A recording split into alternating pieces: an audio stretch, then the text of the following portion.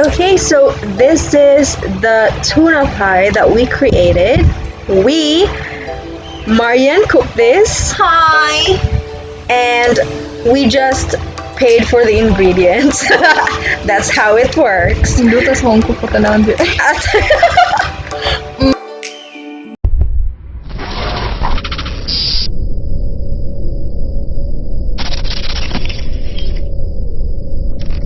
Hello everyone, so my sisters and I, specifically Marianne and I, thought of recreating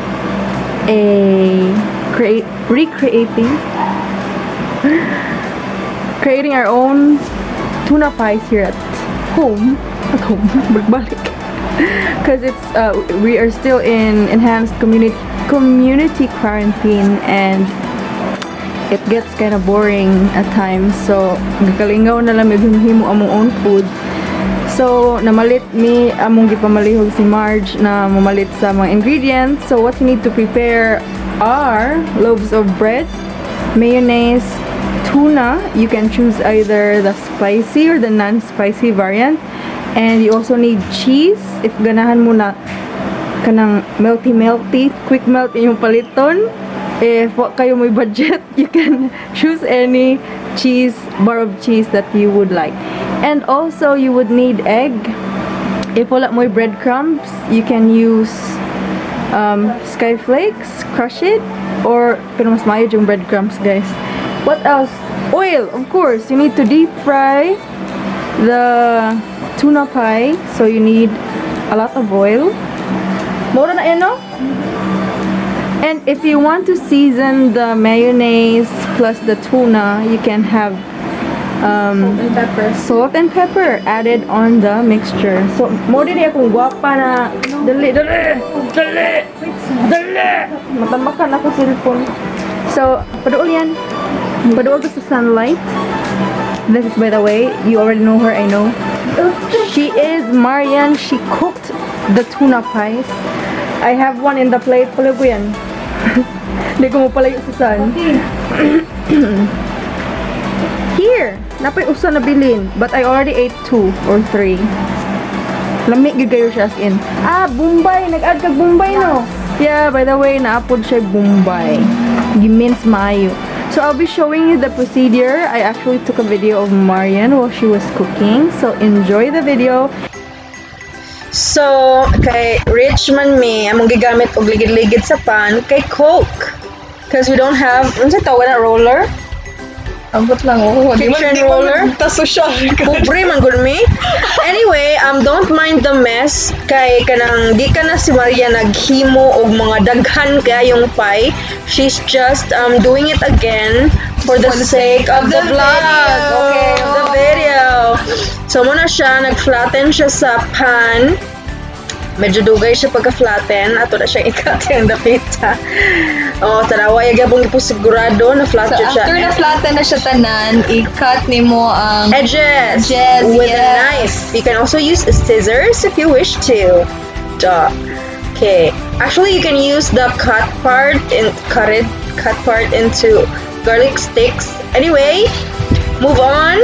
So, nahurot na ang egg na i-prepare ganina. So, she's refilling it with another egg. So, you need to batil or batter or beat the egg. Butter ka dyan. Pero so, supposedly akong gibuhat gid na originally di ay akong gibuhat gid na pag first is gitimplahan nako ang egg og magic syrup. Pero wala na ko butang idiha kay last naman sa nga pie. Okay. So yeah. Sa flattened bread, you need to include a strip of cheese, either quick melt or ordinary Eden, saba mga iro. And then you also include the mixture of tuna, mayonnaise, and the seasoning, onion, salt and pepper. So maghimo mo paste, charing glue, using the egg, the beaten egg.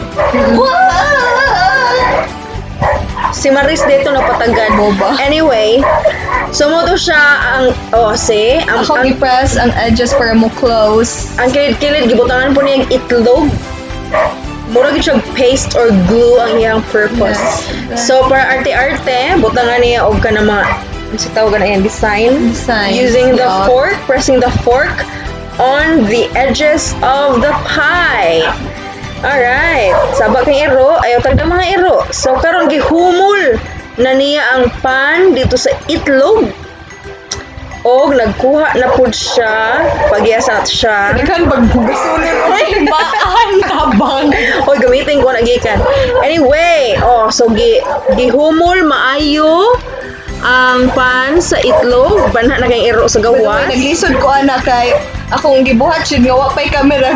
Kinamot ra ko dahil naikog magos camera sa nagtongs ko. That tongs it. Okay.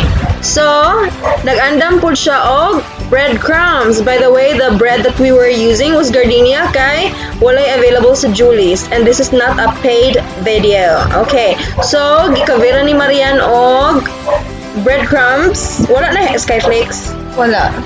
Na ganina na. Wala, gihapon. Okay, so she's using pure breadcrumbs sa iyahang tuna pie. And so lagom na ang mantika kay daghan na kay na siya giluto na pie ganina.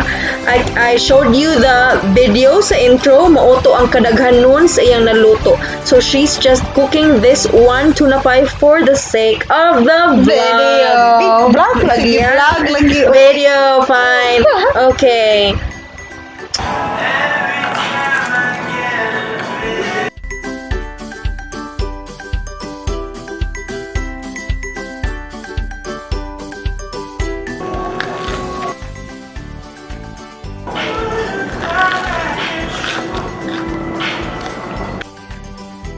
And if you liked the video, don't forget to hit the like button. And if you want to share your comments, or if you want to suggest anything you would like us to do next, kindly leave them in the comments below. And if you want to show your support to our channel, kindly click on the subscribe button and also tap on the notification bell so that you will be aware of new uploads. So thank you so much once again for watching this video. Please do check out my next video soon. Thank you so much, and please stay at home. Happy weekend. Wala palayo pa. Happy Wednesday taron. I don't know the date already. I don't know what day it is because I'm working from home. So happy weekdays, guys. Love you all. Take care. Bye.